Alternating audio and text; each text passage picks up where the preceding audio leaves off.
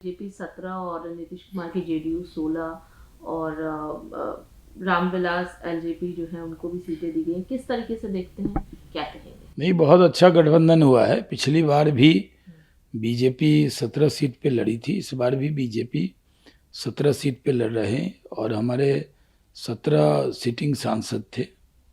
और जदयू पिछली बार जो उनके 16 सांसद थे, 16 सीट ही वो लड़ रही है।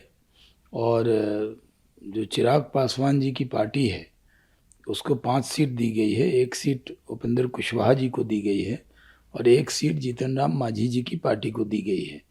तो बेहतरीन गठबंधन हुआ है। और पहले से भी हमारी जो सीटें थी वो सब सीटें जो एक आध सीट का एक्सचेंज हुआ है, आपस में बदलाव हुआ है, लेकिन ज़्यादातर वही सीटें हैं जो पिछली बार लड़ी गई थी। और इस बार डबल इंजन की सरकार है और इस बार भी हम लोग 40 की 40 लोकसभा सीट कैसे जीतें इसके लिए काम कर रहे हैं। प्रधानमंत्री नरेंद्र मोदी जी के झोली में 40 की 40 सीट बिहार की डालनी है और अब की बार एनडीए 400 के पार।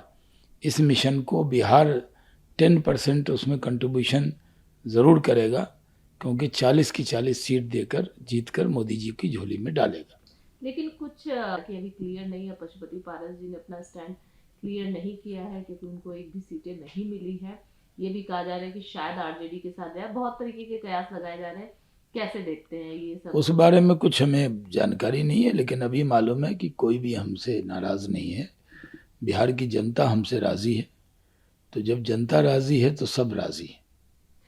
सर, एक अलग सवाल जो है वो जिस तरीके की गंदी चालें चल रही है, इलेक्शन कमीशन जैसे संस्थानों का प्रयोग कर रही है, उसको इलेक्शन कमीशन को अपना पार्टी ऑफिस बना रखा है, जिस तरीके से ट्रांसफर हो रहे हैं, ये बिल्कुल भी उचित नहीं है। फ्री एंड फेयर पोस्ट कैसे होंगे? हम तो ये चाहते हैं कि सुप्रीम कोर्ट की निगरानी में चुनाव हो। देखिए, जिस तरह की भाषा टीएमसी बोल रही है, जिस तरह कांग्रेस के नेता बोल रहे हैं, ये दुर्भाग्यपूर्ण है।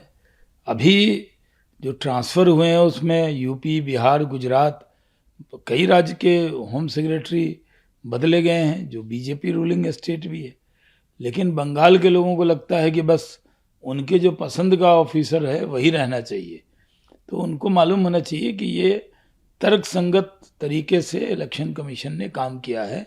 इलेक्शन कमीशन पर इस तरह सवाल उठाना, ये कहना कि सुप्रीम कोर्ट के गाइडलाइन में चुनाव हो, ये दुर्भाग्यपूर्ण है। इस तरह की भाषा बोलकर संवैधानिक संस्थाओं का अपमान कर रही है टीएमसी। सर, राहुल गांधी ने जिस तरीके से स्वयं भी कहा है, कैसे देखते हैं? लगातार उनके कुछ ना कुछ ऐसे बयान आ ही जाते हैं जो काफी तूल पकड़ जाता है।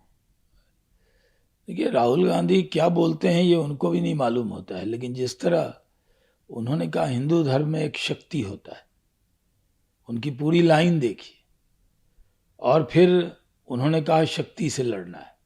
अब वो सफाई दे रहे हैं कि हमने कुछ और कहा था, लेकिन देश के अंदर संदेश चला गया है कि ये शक्ति से लड़ना चाहते हैं और देश की जनता शक्ति को बर्बाद होने नहीं देगी। दूसरी तरफ केजरीवाल भी आप लोगों पर, ईडी तो ऐसे काम कर रही है जैसे कि एक पॉलिटिकल पार्टी है, उस तरीके का हमारे साथ काम कर रहे, हमारे साथ व्यवहार कर रही है, गलत आरोप लगा रही है, गलत तरीके से परेशान किया जा रहा है। ऐसे आरोप बीजेपी पर लग रहे हैं।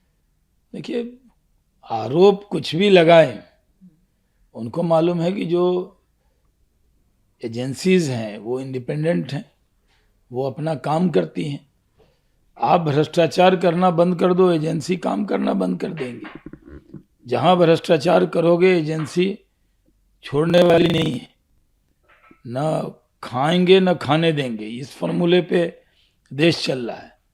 तो आखिर स्कैम करेंगे और बाद में कहेंगे एजेंसीज भी ना आए, ये कैसे हो सकता है?